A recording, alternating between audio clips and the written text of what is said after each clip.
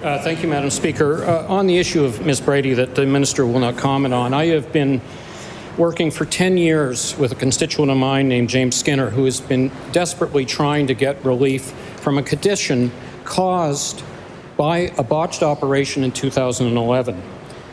He has been to Stanford, he's been to Vancouver, he needs a procedure, and he is continually denied by the Nova Scotia Health Authority and MSI to receive treatment. That's not. It's a very rare. He's one of 5 people that were studying in a Stanford study.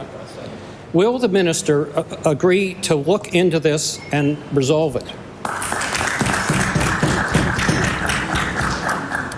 I recognize the Honourable Minister for Health and Wellness.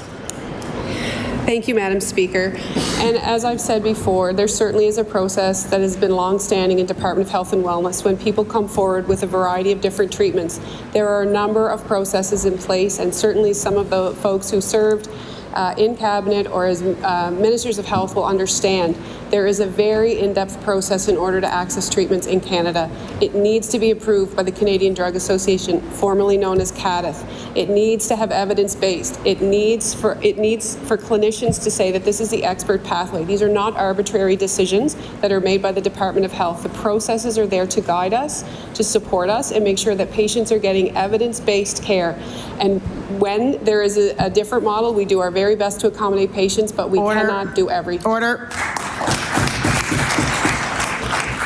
I recognize the Honourable Member for Kings South. With all due respect to the minister, those procedures are failing Nova Scotians.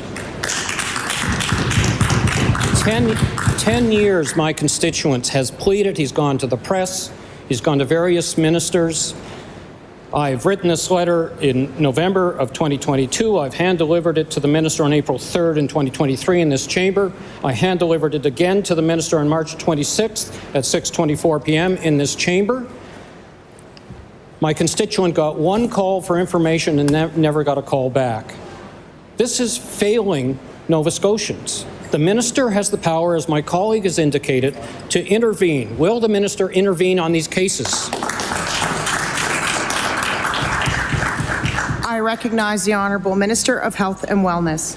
Thank you, Madam Speaker. And I think it's really important that those processes are in place. We don't rely on the judgment of politicians in this chamber who are not qualified to decide whether or not things are appropriate or not. We have experts in the department. We have experts in our health authority. We have experts and evidence that emerges and helps guide our decisions.